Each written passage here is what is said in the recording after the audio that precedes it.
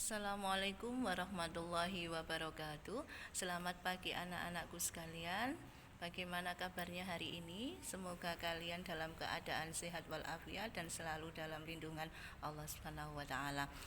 Sebelum memulai pelajaran, marilah kita berdoa terlebih dahulu. Semoga pembelajaran kita kali ini bisa berjalan dengan lancar.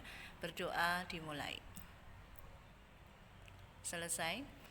Saya ingatkan kembali untuk yang belum absen, silahkan nanti absen lagi ya.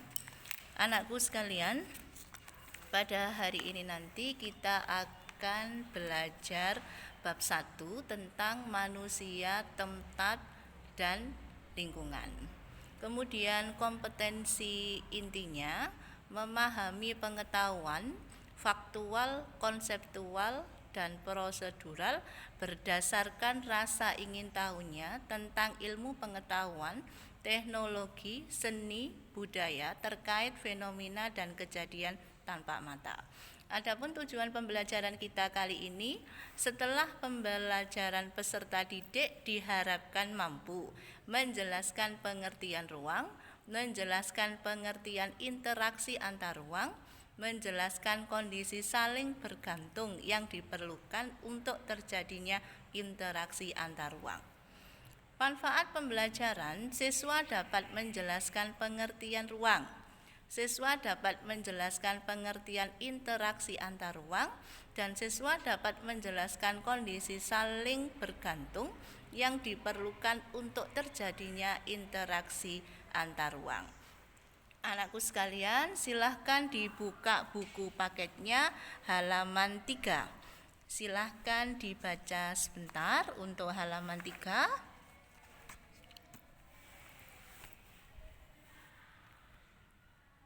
Sudah? Kira-kira dari halaman 3 di alinea pertama itu apa yang dapat kalian simpulkan dari membaca kalian tadi?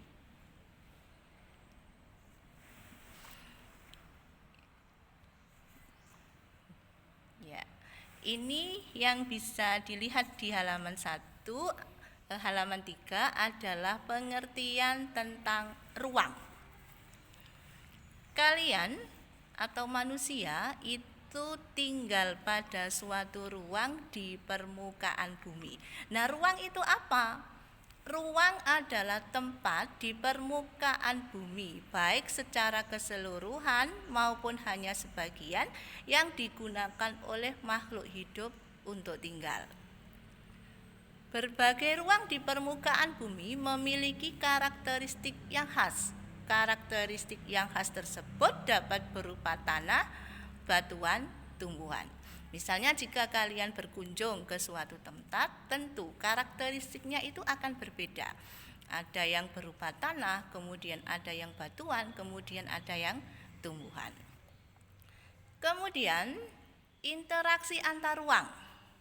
Interaksi antar ruang itu dapat berupa pergerakan orang, barang, informasi dari daerah asal menuju daerah tujuan. Seperti yang kalian lakukan pada pagi hari ini, kalian sudah berinteraksi dengan ibu guru, kemudian dengan pas di rumah dengan orang tua. Nah, itu sama, interaksi antar ruang juga seperti itu, dapat berupa pergerakan orang, barang, informasi dari daerah asal menuju tujuan. Kemudian pengertian dari interaksi antar ruang, suatu cara mengelola ruang-ruang berdasarkan potensi, juga permasalahannya dan keterkaitan suatu ruang di sekitarnya. Jadi setiap daerah, setiap ruang itu memiliki permasalahan yang berbeda.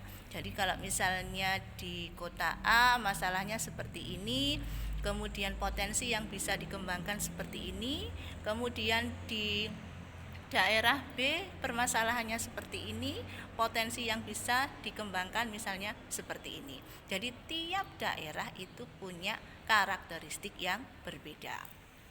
Ada beberapa kondisi saling bergantung yang diperlukan untuk terjadinya interaksi keruangan. Apa saja itu? 1. Saling melengkapi. atau komplementari. 2. Kesempatan antara atau intervening opportunity. Kemudian yang ketiga, keadaan dapat diserahkan atau dapat dipindahkan. Masuk yang pertama adalah saling melengkapi. Maksudnya seperti apa? Misalnya, jika daerah A memiliki penghasilan atau sumber atau potensi, misalnya penghasil ikan. Kemudian daerah B memiliki potensi menghasilkan di bidang pertanian, misalnya padi. Jadi yang daerah A bisa mengirim barang ke daerah B dan daerah B bisa mengirim barang ke daerah A. Jadi mereka saling melengkapi. Kemudian yang kedua adalah kesempatan antara. Maksudnya seperti apa?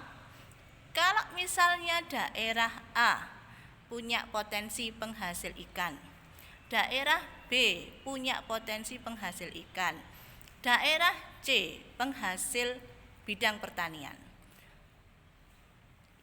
Daerah C mau membeli ikan ke daerah A atau daerah B. Nah, itu bisa dilihat jarak yang paling dekat itulah yang harus diambil. Jadi selalu ada pertimbangan. Kalau ada yang dekat berarti harus memilih yang lebih dekat. Kemudian keadaan dapat diserahkan atau dipindahkan. Maksudnya seperti ini. Jika atau misalnya ada seorang pedagang itu yang mengadakan jual beli, mereka tidak usah untuk misalnya membayar atau untuk membeli barangnya itu datang ke orangnya, tapi bisa dilakukan lewat transfer atau keadaan diserahkan atau dipindahkan, karena untuk menghemat waktu, untuk menghemat biaya, dan untuk mengurangi hal-hal, misalnya keterlambatan dan lain sebagainya. Itu adalah maksud bisa diserahkan atau dipindahkan. Kemudian contoh dari interaksi antar ruang itu apa? 1. Mobilitas penduduk.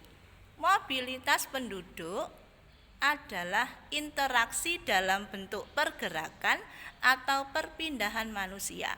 Contohnya transmigrasi, urbanisasi, perjalanan penduduk antar wilayah untuk bekerja atau berwisata. Jadi mobilitas penduduk. Kalau misalnya ada tetangga kalian yang melakukan urbanisasi, apa urbanisasi? Perpindahan dari desa ke kota. Nah, itu berarti termasuk contoh dari interaksi antar ruang. Demikian anakku sekalian pembelajaran untuk kita di pagi hari ini. Semoga ada manfaatnya. Kemudian untuk tugas kalian adalah membuat resume dari buku paket halaman 3 sampai dengan halaman 7. Silakan ditulis di buku tulisnya, diberikan tanggal, nama, kemudian kelas dan nomor absen. Demikian anakku sekalian, semoga ada manfaatnya dan saya akhiri. Wassalamualaikum warahmatullahi wabarakatuh.